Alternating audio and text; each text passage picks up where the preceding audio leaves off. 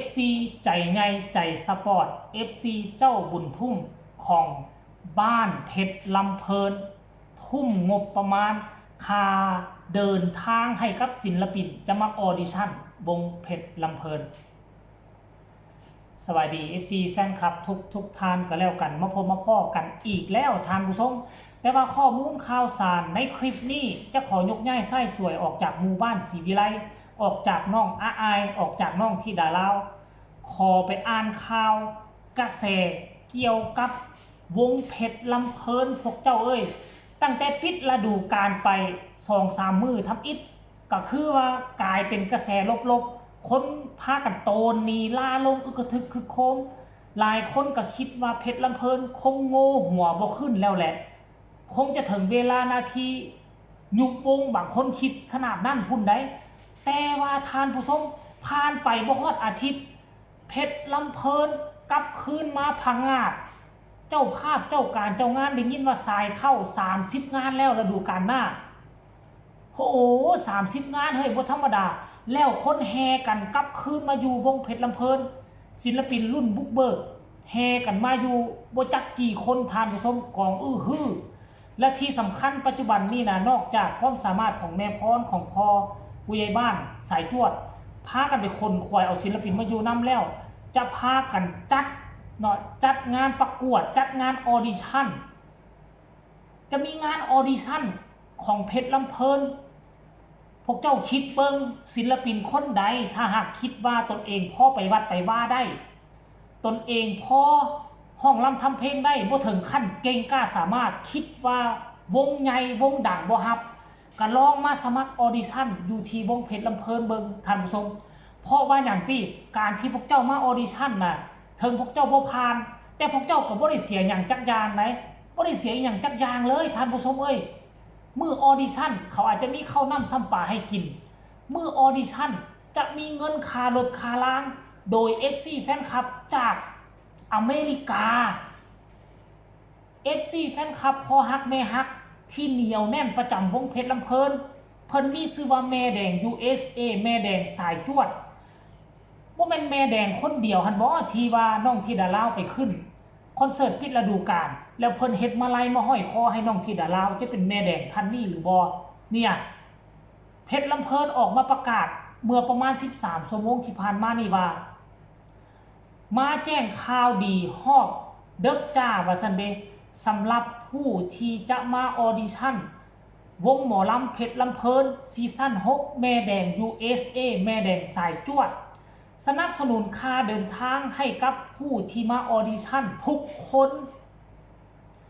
ฝากติดตามข่าวสารรายละเอียดที่เพจได้เลยค่ะ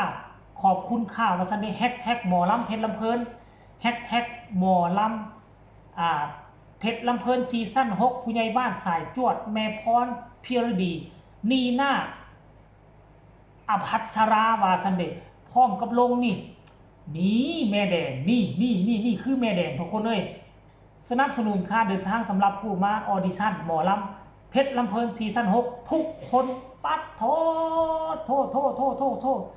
ปีนี้เพชรลำเพลินค่อยกล้าเว้าได้เลยปีนี้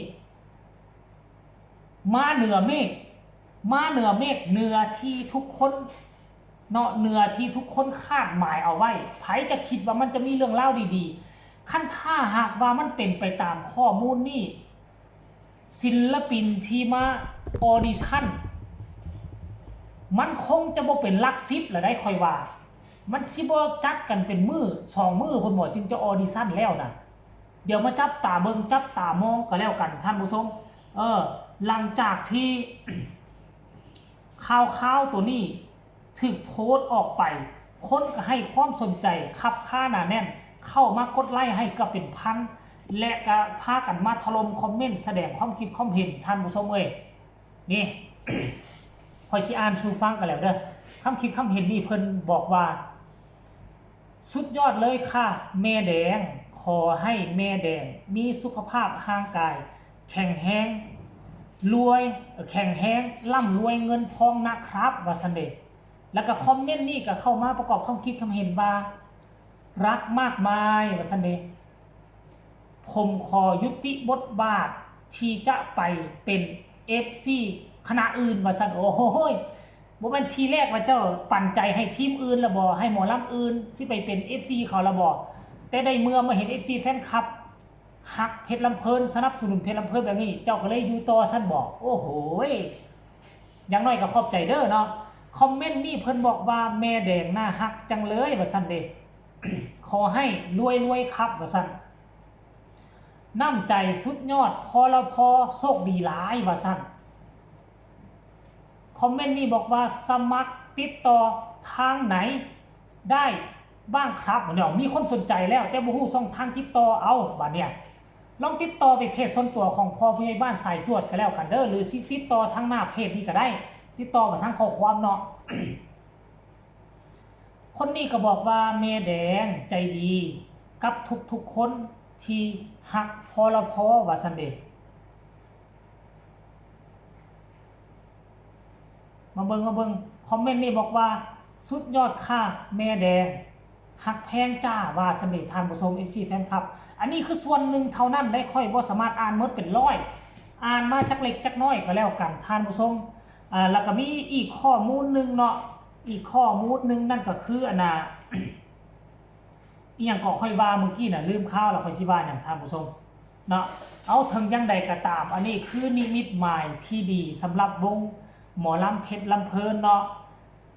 บ่ดักง่ายๆค่อยกล้าเว้าเลยว่าบ่ดักง่ายๆมีผู้อุ้มสู้มีผู้ช่วยเหลือเนาะมีผู้สนับสนุนอยู่ตลอดเวลาอันนี้เป็นเพียงแต่ข้อมูลคร่าวๆเป็นเพียงแต่ FC แฟนคลับท่านเดียวเท่านั้นได้ยังจะมีคนเข้ามาสนับสนุนเพชรลำเพลินน่ะโอ้โหยังหลายกว่านี้ซ้ำท่านผู้ชมยังหลายกว่านี้ให้พวกเจ้าอดใจรอไปก่อนท่านผู้ชมเอ้ยอดใจรอและข่าวดีจะตามมาติดๆค่อยก็บอกว่าแล้วเนาะค่อยบอกว่าแล้ว ขนาดน่ะหากระปิดฤดูกาลไปเพียงแต่ 4-5 มื้อน่ะเจ้าภาพเจ้าการเจ้างานน่ะติดต่อมาบ่จักกี่เท่าใดสายเนาะเพียงแต่ 2-3 มื้อนี่ติดต่อมา30กว่าสายแล้วทุกคนเอ้ยเนาะอันนี้ก็ถือว่าเป็นข่าวดีของเพชรลำเพิ่นก็ขอให้ก้าวหน้าก้าวตาและดูการหน้าก็อย่าลืมที่ดาลาวเนาะเชิญชวนน้องไปขึ้น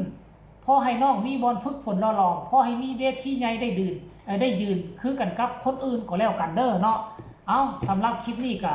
น่าจะฝากฝังเอาไว้สำนี้แหละฝากทุกคนกดไลค์กดแชร์กดติดตามที่สำคัญอย่ากดข้ามโฆษณาผู้ใดอยากส่งข่าวอยากประกอบความคิดความเห็นส่งมาได้ทางใต้คอมเมนต์สำหรับคลิปนี้ขอลาทานผู้ชมไปเพียงซ้ำนี้ก่อนขอแสดงความยินดีกับเพชรลำเพิ่นอีหลีสุดยอดหลายสบายดี